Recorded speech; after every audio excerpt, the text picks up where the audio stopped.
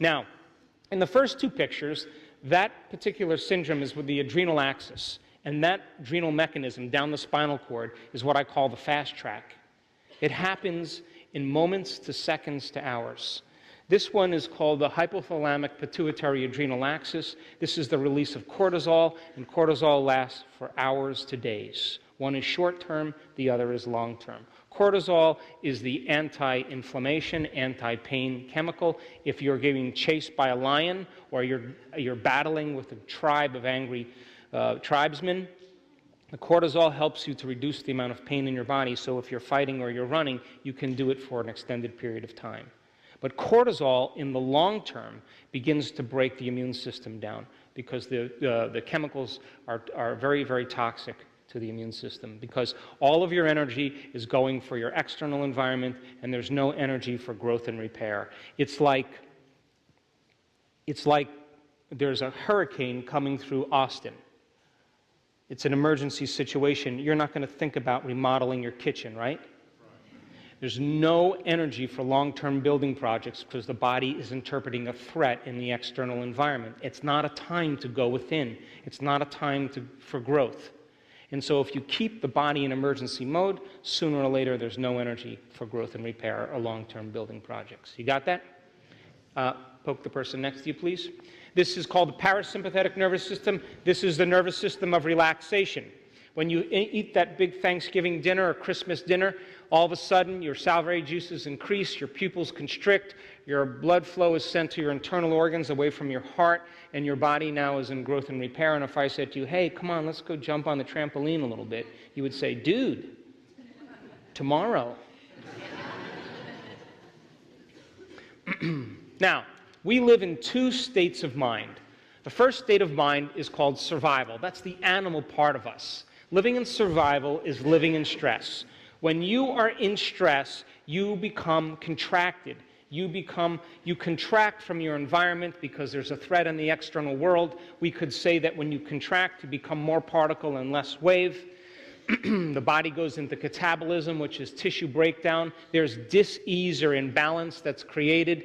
You have degeneration. The primary emotions of fear, anger, and sadness or aggression are the primary emotions that are driven by the hormones of stress.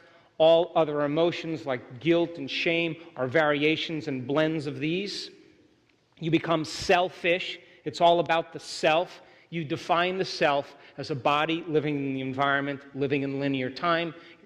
Energy is always lost in the system because you're mobilizing enormous amounts of it. You're living in emergency mode, and you become very narrow focus or very object focused. You know, when you're in stress, you're obsessing about one thing all the time.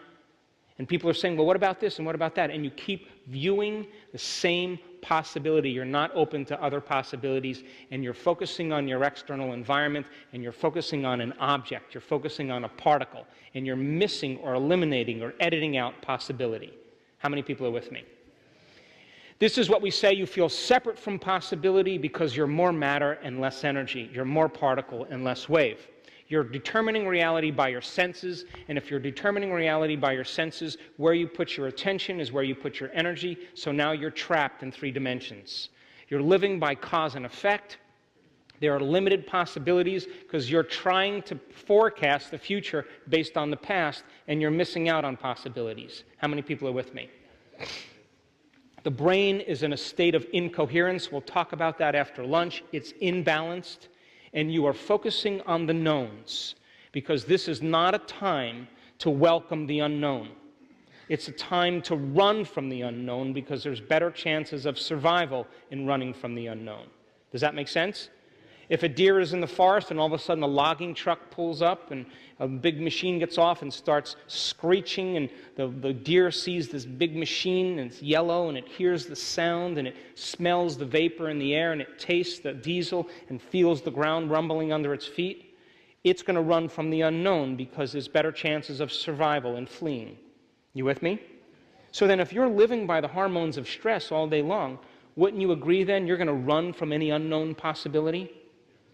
You know, the aliens are going to land in the backyard, and they're going to have the ship, and you're going to be like, well, can you come back on Tuesday? Dancing with the Stars is on tonight. Or, geez, are you going to have, I don't eat carbohydrates, so you guys, you're going to have food for me? You know, we tend to run from the unknown.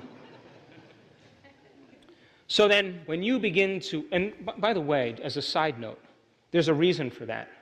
Because the chemicals of stress, the cortisol, actually begins to denature the fibers in your hippocampus.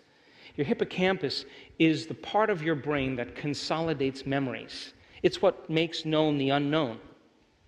So then, if you take a group of laboratory rats and you teach them a maze, and they go through a maze, and then you ask these volunteers if they want to donate their hippocampi to science, and they all say yes, of course, and you radiate their hippocampus on both sides, and you put those rats back in the maze, do you know that they never go to any new areas?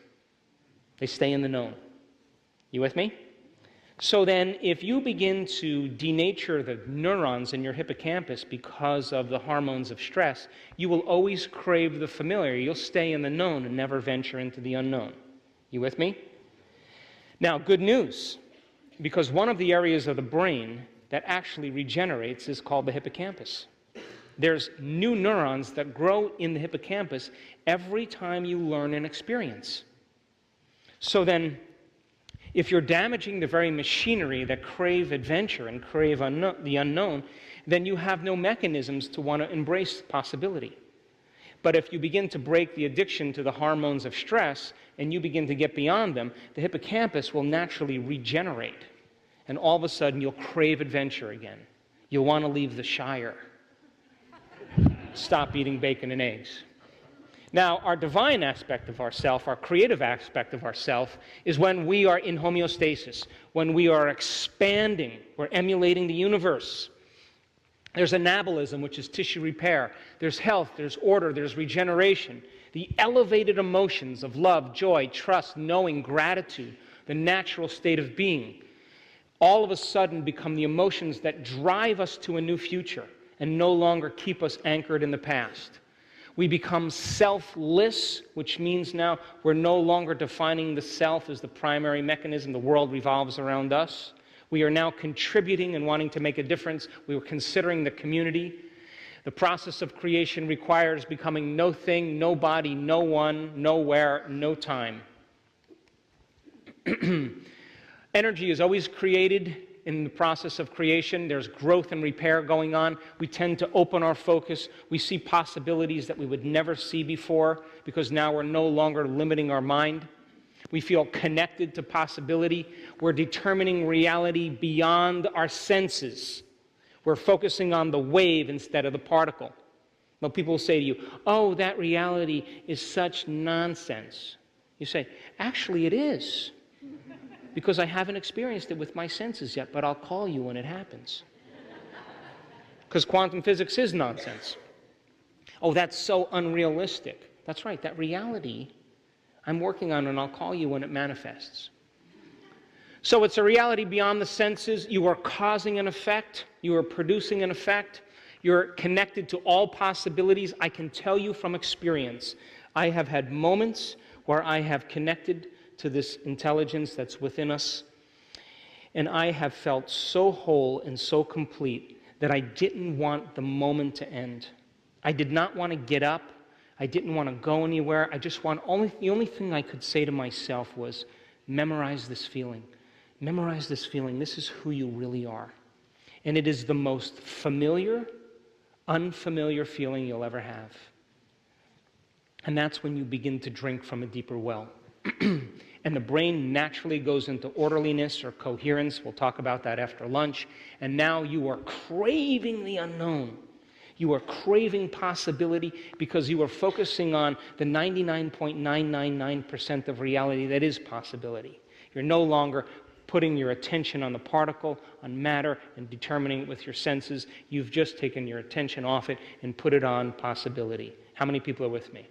Now, give your person next to you just a slight little poke. Poke the particle. So now, little quantum physics, you're geniuses, right?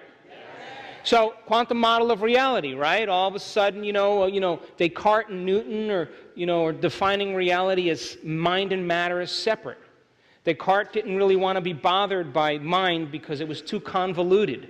And so he said, look, I want to do my research, so we'll create the sphere of science, and that'll be studying matter, and then there'll be the sphere of the mind, and that'll be religion. So science was always matter, never mind, and religion was always mind, never matter. And they were never to be combined. You got it? Newton comes along and he says, F equals ma, I got some laws here, I got some mathematics, and I'm going to prove that everything that Descartes said is true. There's the outer world, the objective world, that's very predictable. And because of Newton, we can shoot a rocket to the moon. You can know that when you fly from New York to LA, you're going to know exactly when you're going to land because someone's going to calculate the wind and the speed and the takeoff and all that stuff. And to the minute, you're going to land exactly as anticipated. It's predictable. You with me? And Newtonian physics is very, very important for us to function because it gives us understandings in time and space. Einstein comes along and he says what? E equals mc squared. The moment he says E equals mc squared, he publishes his paper. And guess what? No footnotes.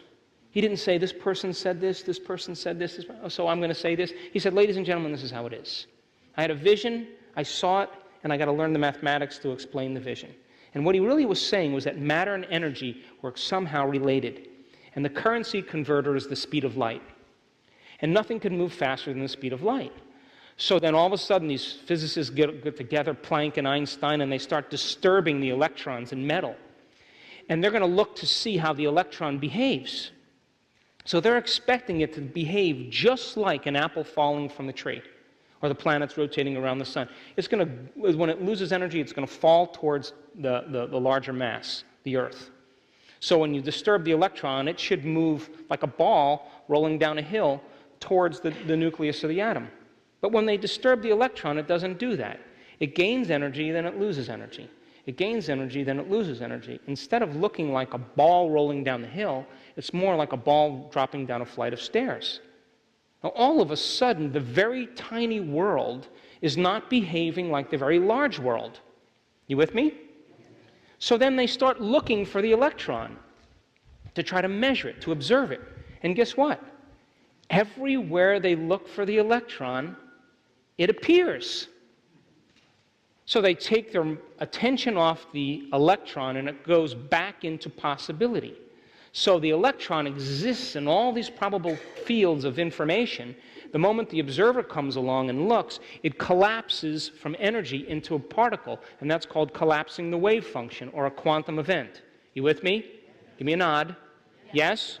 But guess what happens? The moment the observer takes her attention off it and looks the other way, that particle goes back into possibility. You with me? So then, all of a sudden, mind and matter are somehow related. Subjective mind has an effect on the objective world, and somehow mind and matter are so intimately related, it's impossible to distinguish either one of them. You still with me? Yes? So here's the question.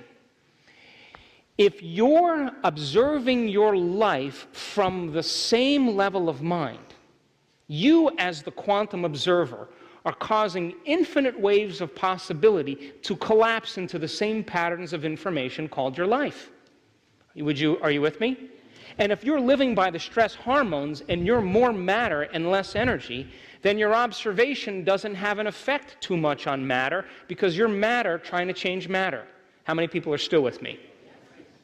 And so people will say to me, well, I didn't create that car accident.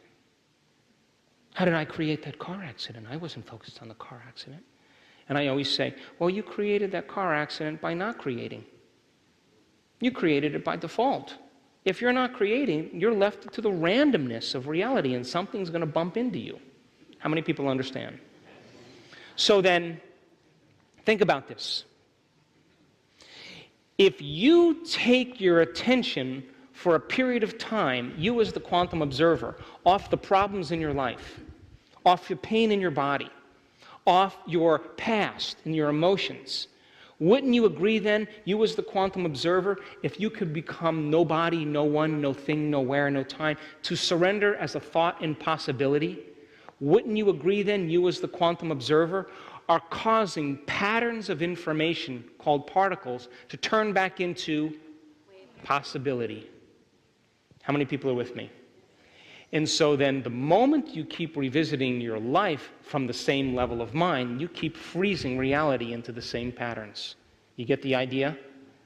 So then you can't create a future as a victim or an insecure or hopeful or worried, because that's the past.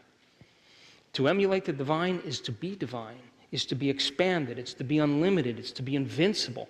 And when it comes time to command matter this afternoon, and you move into a new state of being, you better be big.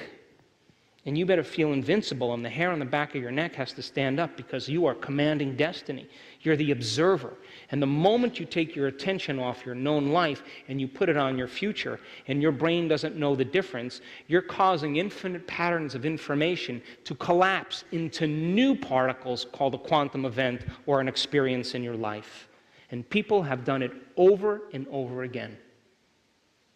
How many people are with me? I got sidetracked there. Anyway. You have two memory systems in your brain. You with me? Come on, Austin. Yes. Give me a little nod over there. Okay, good. So the first type of memories are called declarative memories. Now, you ready for this? Declarative memories are just memories that you can declare. Is that easy?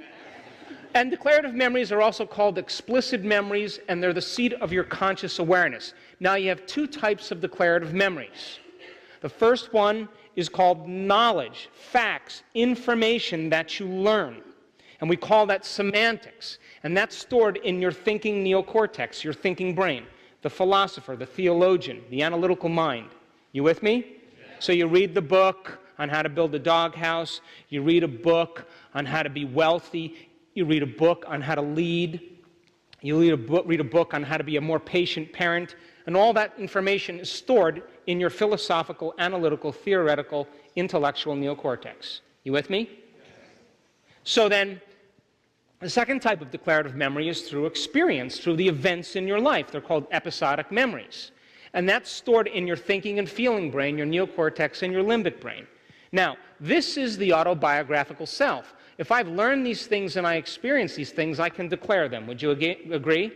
So I know I'm a man, I know I wear a size 9.5 shoe, I know I like garlic mashed potatoes, I know my chemistry teacher had bushy eyebrows, I know I have 3 kids, I know I have 20 horses, I know a few things about neuroscience, I know a few things about the body, I know a few things about health because I either learned them or experienced them, and that's the autobiographical me. You with me? So then, if you learn a bit of information, let's say you read the book on success, and you get the companion CDs, and you do the webinar, and you get all this information stored in your thinking brain, and now you apply that, you personalize it, or you demonstrate it, you're going to have to modify your behavior in some way. And if you change your actions and you do something differently, you're going to have a new experience. Would you agree? Yes. The moment you have a new experience, you create a feeling.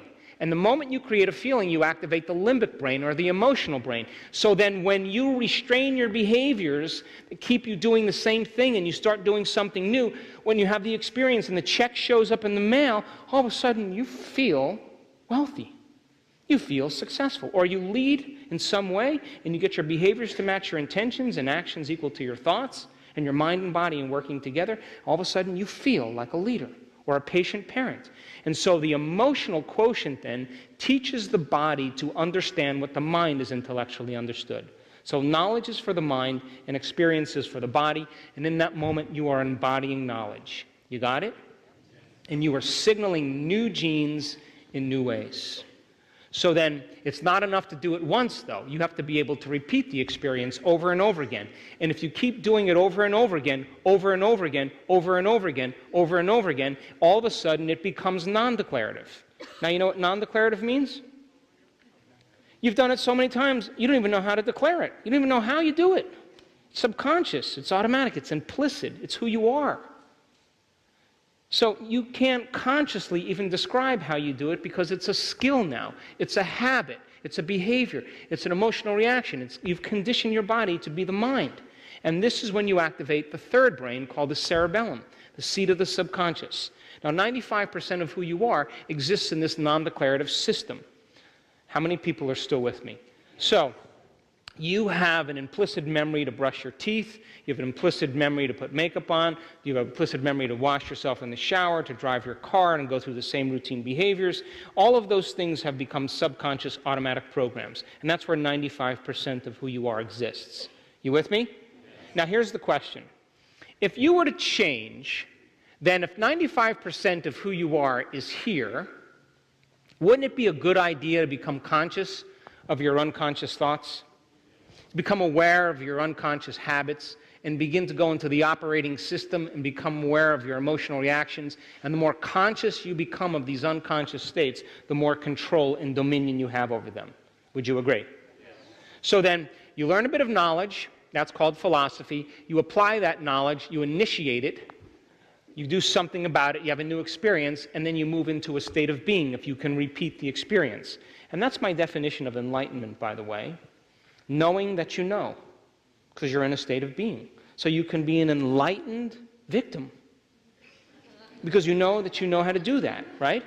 And this is when it's innate in you. Or you can be a wealthy, abundant person because it's part of your state of being, because you've experienced it enough times. How many people are with me?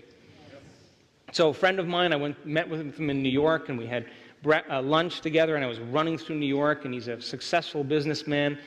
His name is Jerry, and I rush off to the table, and he's already ordered lunch for me because I'm late. I'm in New York traffic, and he's an old elderly man, and we sit down, and he's got this big hamburger. And I sit down and go, "Hey, Jerry, how's it going? I haven't seen you in a while." He said, "Today I lost everything that I owned. Eat your salad." And I'm kind of putting the salad in my mouth. He goes, "Pass the ketchup, pass the ketchup." And kind of pass the ketchup over to him. And he's like he's got the mayonnaise and ketchup in his mustache, and he's looking at me like, "What?" I go, "Jerry, you just told me you lost everything that you own." He's like, "What? I am wealth. What are you talking about? I'll make it back in 2 weeks. It's who I am." There was no loss in his mind. It was just a choice, because he knows that he knows. How many people understand? When you get to a state of being, you have memorized an internal neurochemical order that nothing outside of you could move you from it. It is knowingness. How many people understand? So knowledge, knowing, knowingness. Now here's the question. Can you go from thinking to being without doing anything? Come on, give me an answer. Absolutely. Why? Because the moment you begin to rehearse mentally a new state of being through the frontal lobe, you're going to activate new circuits in new ways to create a new level of mind. Would you agree? Now, if you become so possessed by that experience internally that the thought becomes the experience, what's the end product of an experience? An emotion. Come on, give me a nod. So the moment it becomes an emotion, now you activate the second brain called the feeling brain. And if how you think and how you feel creates a state of being, your body is being conditioned emotionally to a new mind ahead of the actual event. You with me?